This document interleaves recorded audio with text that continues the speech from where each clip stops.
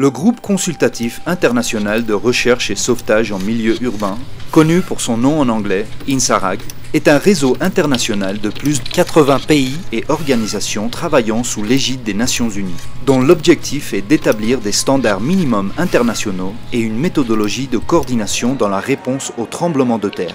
Sur la base de l'expérience de nos spécialistes et des consultations menées dans le monde entier, nous avons développé des lignes directrices d'INSARAG approuvées en 2002 par l'Assemblée générale des Nations Unies. Ces principes représentent un consensus vivant, en évolution permanente, concernant la façon dont les équipes de recherche et sauvetage en milieu urbain peuvent mieux coordonner leurs efforts, s'organiser et communiquer entre elles, avec les gouvernements des pays d'accueil et les autres organisations humanitaires.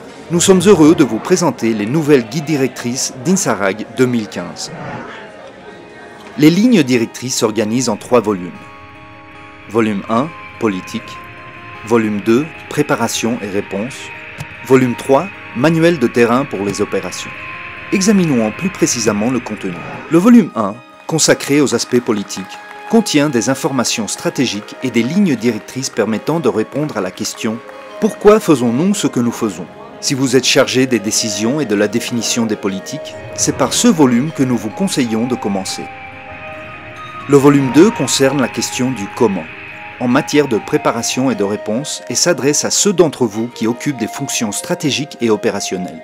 Ce volume se divise en 3 manuels. Le manuel A, sur le renforcement des capacités. C'est un guide flexible et pratique, destiné à aider les pays et les équipes qui sont dans le processus de renforcer leur capacité de réponse à niveau national. Il couvre les 5 éléments définis de la classification externe INSARAG. Recherche, sauvetage et soins médicaux. Gestion, logistique. Le manuel A apporte également des conseils pour vous aider à former des équipes techniques de sauvetage. Cela commence souvent par la formation des premiers intervenants à partir des communautés désignées par les collectivités.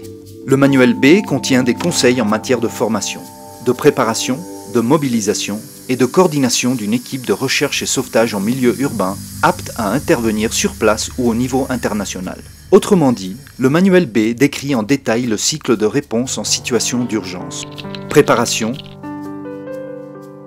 mobilisation, opération, démobilisation et suivi post-mission.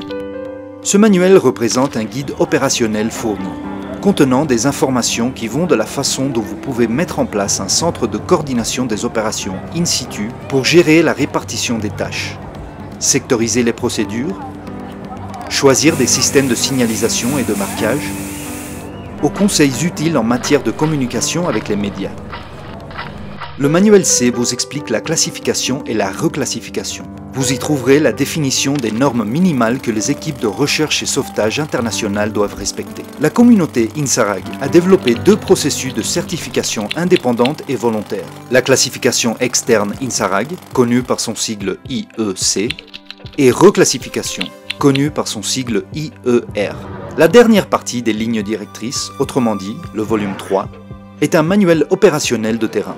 Cet outil très pratique reprend les éléments tactiques et opérationnels des 2 volumes précédents et les organise en liste de contrôle et formulaire. Tous les principes généraux d'INSARAG peuvent être téléchargés gratuitement sur votre téléphone, iOS ou Android. En utilisant ces lignes directrices, vous pourrez prendre part à leur amélioration constante. Nous sommes une communauté et nous vous invitons à nous rejoindre.